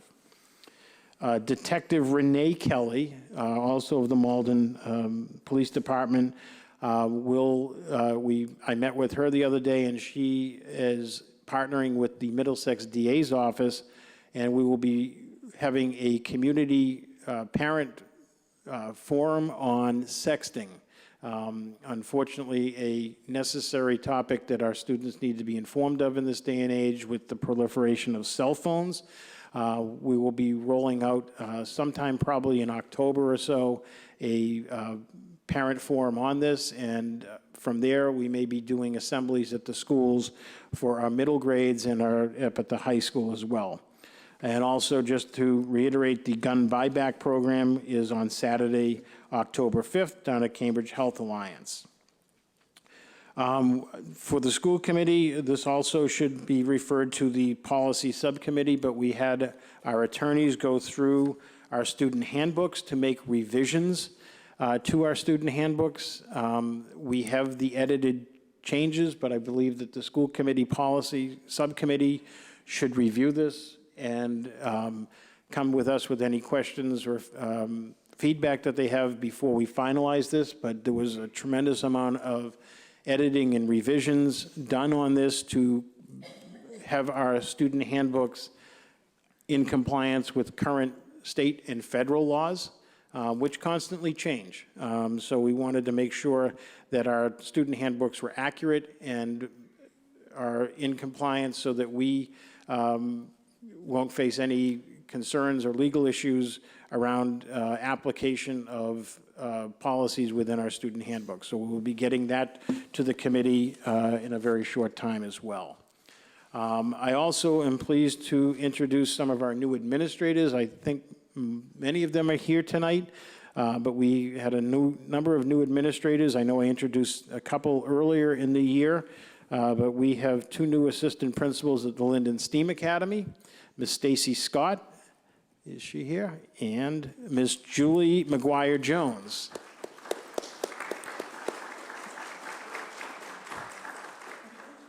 We also have at the Salemwood School, Jane Wright. And Ewald Charles is the new assistant principal at the Salemwood School as well. We have 3 new house principals at Malden High School. I'd like to introduce Holland House Principal Marta Cabral. Jenkins House Principal Jason Payer. And now permanent Brunelli House Principal, Ms. Heather Northrup. And that concludes my report for this evening, Mr. Mayor. Thank you, Superintendent. Questions of the members? Mr. McCarthy. Thank you very much, Mr. Chairman. This is, I just have a question that's actually towards the superintendent regarding the gun buyback program. Superintendent, do you know exactly what the process looks like when do they dispose of the firearms after the program's over, or do they go with the sheriff's office or the police department? I should have asked that question when, obviously. My understanding is that the sheriff's department takes the guns and they dispose of them. I'm not exactly sure of the manner. Okay. But the sheriff's department takes it away. The armorer, I think that's his title of the sheriff's department, is in charge of this, and they take them to wherever they dispose of them or how they dispose of it. I'm not sure. Yeah, I just wanted to ask that question because obviously it relates to safety concerns, and I understand that it's going to obviously be on a weekend, but safety-wise, I think that was a great question. So. Yep, and they've are pretty skilled at this. They do this regularly. Right. I know that when the project was being conceived and when Chief Molos got involved, one of the tenets of this is that it can't be at the police station. Okay. So they select a community site. Cambridge Health is a perfect site because it's one of our healthcare providers. Right. They do a number of initiatives and outreach within our community, so it seemed like a perfect venue. And we're hoping to get, many guns that are in homes that can come off of the street because they can be used in a number of ways that really harm our community, obviously. Right. Okay. Yep, that's all I have. Thanks. Thank you, Mr. McCarthy. Ms. Spatafor, she'll be followed by Ms. Beardsley. Thank you, Mr. Chair. Just a few questions, Superintendent, and I'm going to beat Mr. Mayor to the question, how is the Honeywell program going? Sure, the Honeywell program is in full swing. We're not complete yet. They're still installing some new lighting. Mainly in hallways and in some of the bigger common areas like the libraries. But most, I'd say probably 95+% of our classrooms are done, if not all. They're also working with our heating, ventilation, and air conditioning people to regulate that. There will be a temperature set. This is all geared towards energy efficiency and energy savings. A couple of their subcontractors are still on site, the lighting contractors and the HVAC folks are still working with our folks on public facilities end, but it's going well. We're excited about it. It's a significant upgrade in our lighting, and I think that the city will see significant savings since the schools are our largest buildings. They have the biggest electric and utility bills, so we're really happy about it so far. Very good. If I could just add to it, Ms. Spatafora, my understanding is pretty much the same as the superintendent's, with one addition. Now that they're closing in on having all of the interior of the buildings done, they're going to start moving outside to focus on the exterior, so the parking lots, the abutting parks, et cetera. Thank you. The grants that we received from the MWRA through the Redevelopment Authority for the fountains, you had indicated it's through, or currently right now, Malden High School and Salemwood. Do we suspect that we can obtain more grant money to further this into the other schools? We're looking at that right now. Those two schools qualified because when they did testing, but we're seeing if there's other grants out there.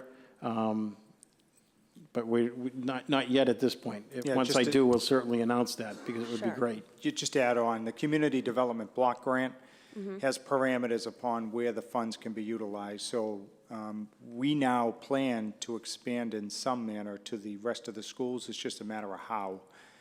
They did just update the protocols around that grant of where it can be used in the community. So we're going to take another look at that, see if we can obviously utilize that again. But if not, we're determined to find a way to continue moving across the district. Because the feedback, you know, not only on the environmental side, but the feedback we've received from parents is that they really think that is the way to go. So we're going to try and meet their expectations. Great. Lastly, you indicated that we had received the DESE teacher diversification grant and kind of mentioned that monetarily it wasn't a large amount, but could you just further elaborate on what we received and how we're going to use those funds? I know you talked a little bit about it, but just... So we got the grant this spring. Some of the funding had to be expended this summer for teacher development. They put together some, some training, and the money was used to stipend that staff. It's not about the money with this grant. It's about the connection that it puts us in. So it put us in a position to become part of the diversity network. I think also they've been the Department of Ed has been very pleased with the direction we've been going and the recruitment we've been doing of educators of color. So I think we're also going to leverage our geography here in DESE's backyard. Dr. Ventura Rodriguez from the Department of Ed, I've had several meetings with him. I think that this is going to be sort of a partnership. I think we may be considered one of their role model schools through this teacher diversification grant. The grant runs through next August, or it's funded through next August. They're hopeful they'll get an additional year of funding, but right now it goes year to year. So actually, when we got the grant, we weren't sure about the training and partnership with the new teacher project until early August, which we quickly capitalized and said, these are 2 dates we'd have. Can we get the training? They made it work, and it went extremely well. Great. That's all I have. Thank you. Thank you, Ms. Spatafora. Ms. Beardsley. Thank you, Mr. Chair. I also have a few questions. I thank you for responding to the need of hiring more diverse staff, but how are we going to retain and support staff of color? So do we have a plan in place for that? Because I know that in districts such as ours, it's difficult to retain staff of color.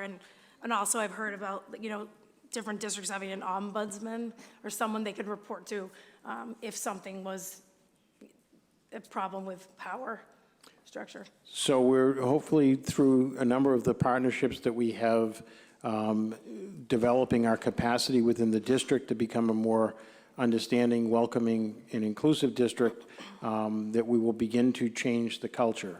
We're doing it in a number of ways. I think a lot of the projects that I've mentioned have various angles at which we're attacking this.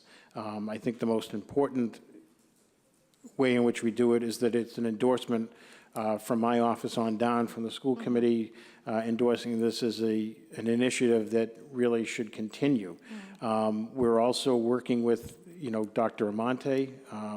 She will be, as we said, training a cohort from each building. Our administrative staff has received some training, so we're hoping that through these type of endeavors, some of the workshops that come along with these grants, I think I just mentioned a couple of them, that through the diversity network, these will be ways in which we will be able to build a capacity to recruit and retain staff, particularly staff of color. And we're optimistic with this. We also, through the Department of Education, I think that Commissioner Riley has put this as a priority. He's recognized it as a need for our higher education partners here to work with on developing a talent pool of educators of color, but we're also looking for some support and guidance with the Department of Ed, because they're pushing this as well. Thank you very much. And the second thing, as far as the vision statement development, it was something I was going to bring up.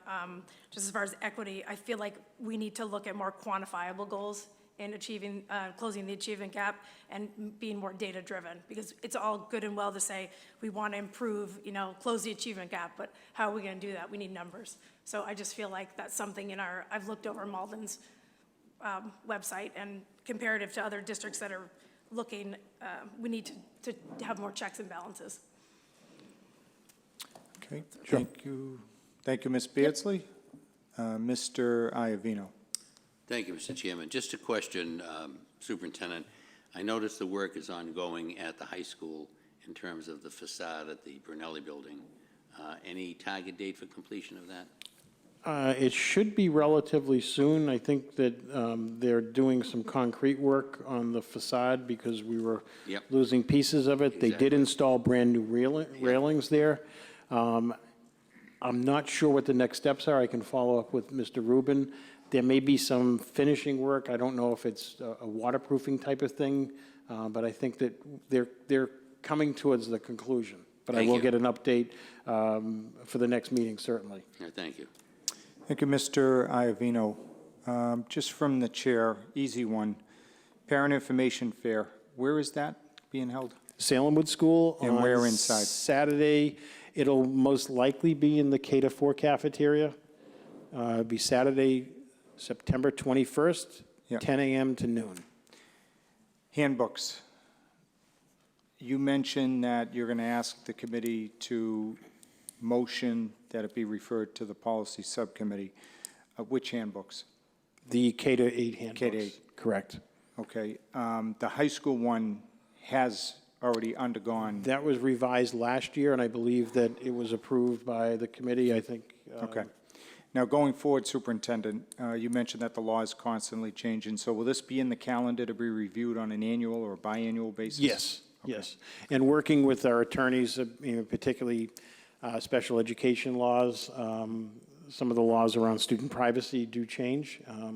And we do get updates and memos from them. We also get them from MASC as well. So, we're hopeful that once this major revision and bringing it into line is completed, that going forward, it'll be a much easier, just changing of minimal things each year unless there's wholesale changes in the law. Okay. Lastly, can you tell the committee the status of the 10 teachers that were added to the budget? Have they all been hired? If not, where are they in the process?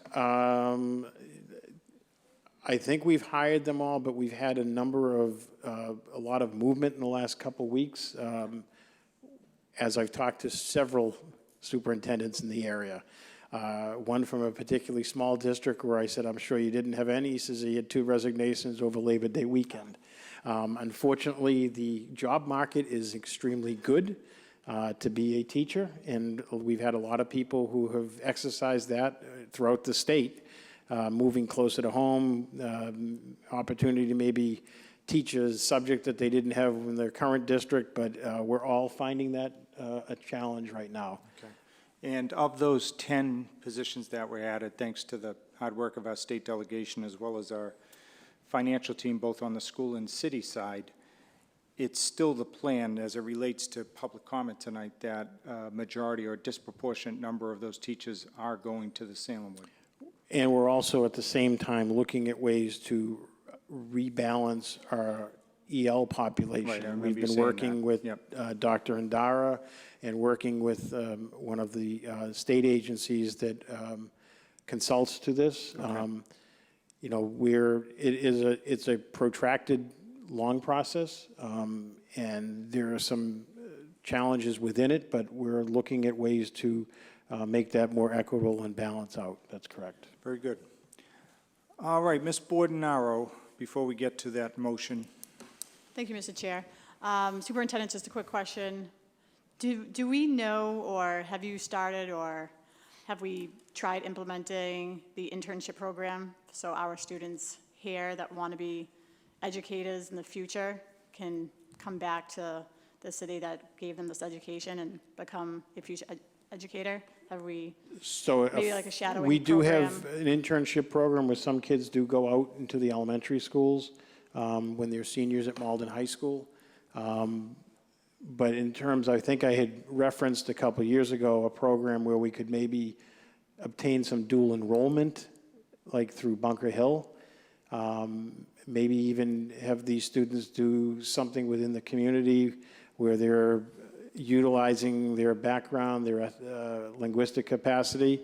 That's something that when I talked with Dr. Rodriguez at the Department of Ed, these are some of the programs that they're looking at, and we're hopefully going to be able to come up with something. There will be a financial commitment. We're hoping that maybe there'll be a grant available for something like this, but that's certainly that is an issue, an avenue we're pursuing, but we don't have anything concrete yet, although we do have internships for that, and I think we saw some of that come to fruition last year when we had the teacher signing day. We had about 10 teachers that we had that signed that went off from Malden to go into college with the intent of a career in education. So, Thank you. Thank you, Ms. Bordenaro. So what's the pleasure of the committee? Do we want to send those handbooks to the policy subcommittee tonight? Do you want to wait to properly have it placed on the docket? What say you? So a motion by Ms. Bordenaro. Seconded by Mr. McCarthy. So everybody clear what's happening? So the superintendent will meet with the policy subcommittee to go over the changes to the K-8 handbooks. And at some point, they'll come back out to us for a vote, Superintendent? Is that your understanding? yes, it might be easier if I perhaps give it to the subcommittee beforehand so you can review it, because it's Yes, that's it's what we would lengthy. want. I mean, Yep. it's 60, 70-page document. Yep. If that would be Yes. better, and then we can set up a date. You can go through it.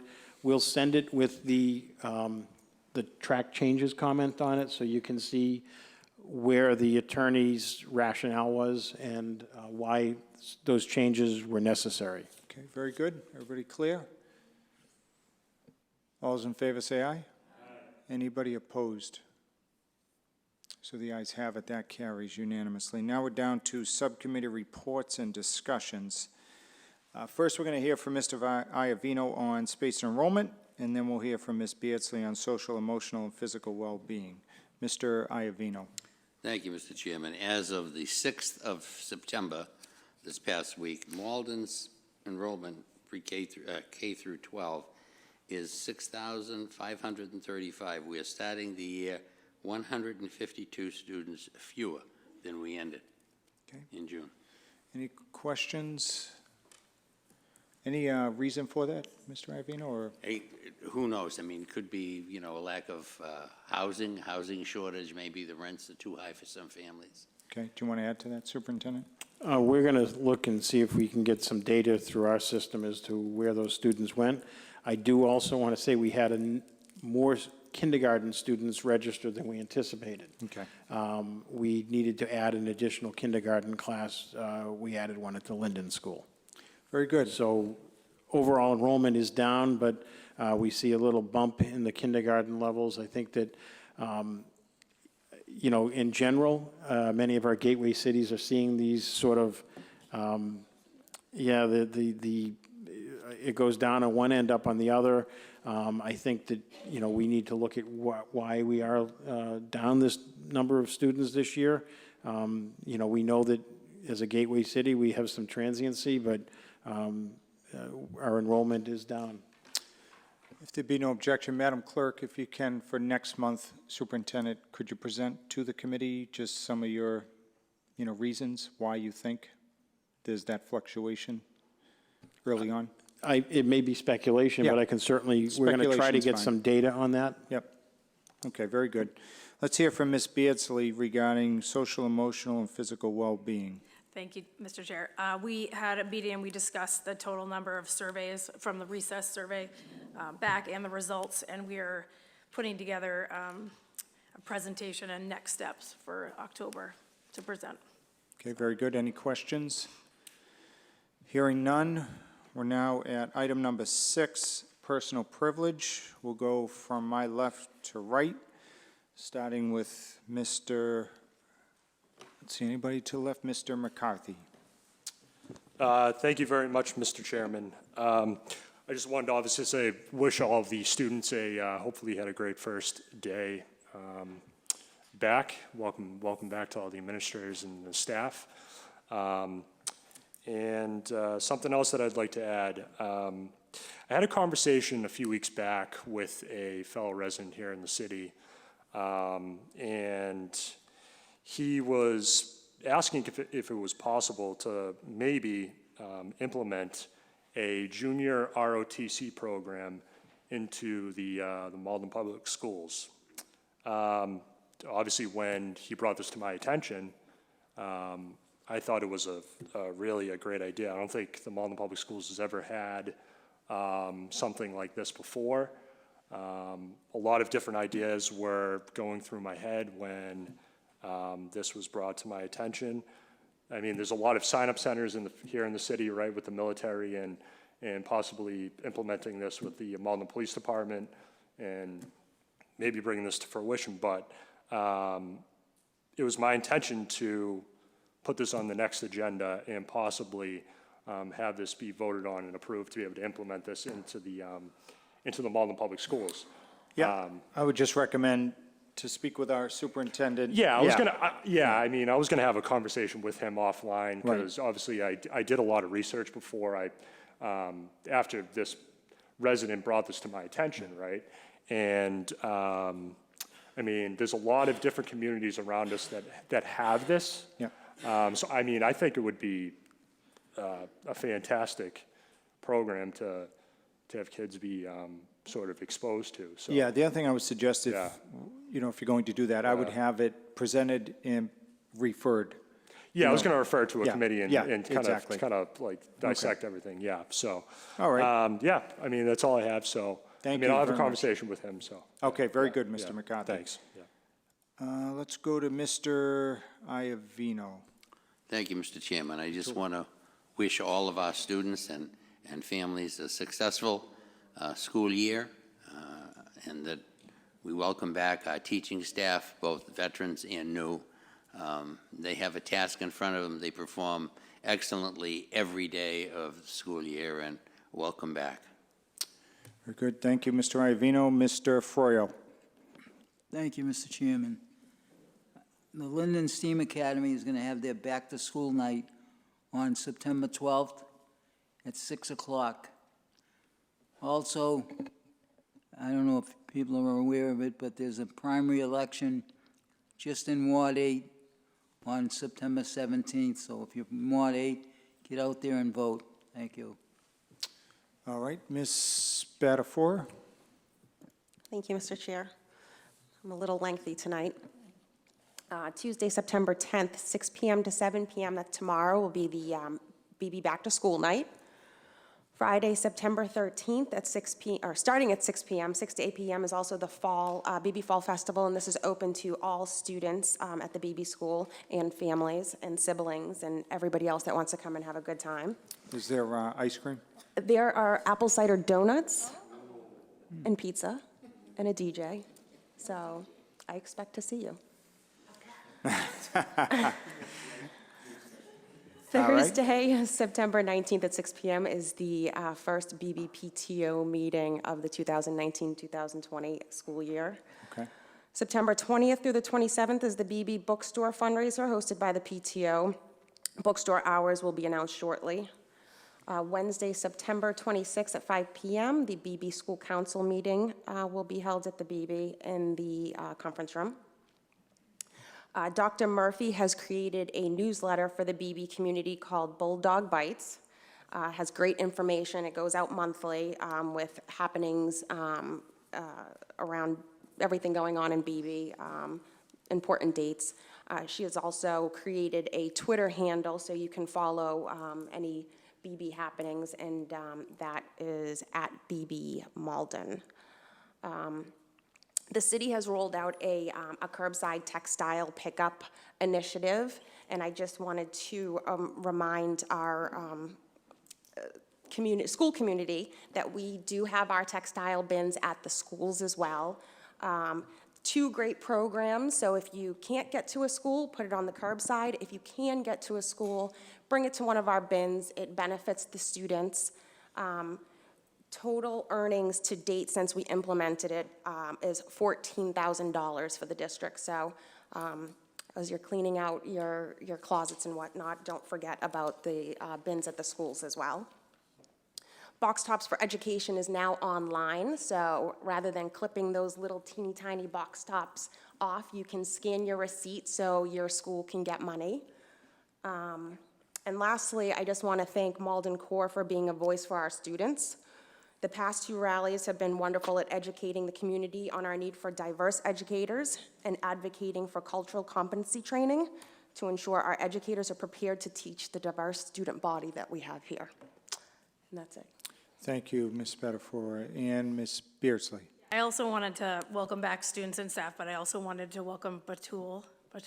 And I've seen her on the soccer pitch, but I'm looking forward to her contributing because we always like to hear from students. And then just the Forestdale announcements.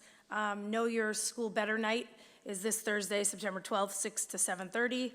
Forestdale School Council meeting Wednesday, September 18th, 6 to in the Stephen Feldstein Library. The first Forestdale PTO fundraiser started. Forestdale Rock the Walk is scheduled for Friday, September 27th at 5:30. For registration and event information, visit the Forestdale PTO Facebook page and the Forestdale School webpage. And just a little pitch for water fountains. I was at a state soccer training at the Linden this weekend, and that plastic bag is still around the water fountain. It's kind of embarrassing, but if we could fix that, that'd be great. You just talk to me offline. I'm not sure of where you're talking. Okay. Within the park? No, in the school. In the school, okay. I'll talk to you right after. We'll see if we can get on that, all right? All right, thank you very much. Anybody else? Last call? Hearing none, we'll entertain a motion to adjourn. Motion by Mr. Iavino, seconded by Ms. Spatafora. All those in favor say aye. Anybody opposed? The ayes have it. School committee is hereby adjourned.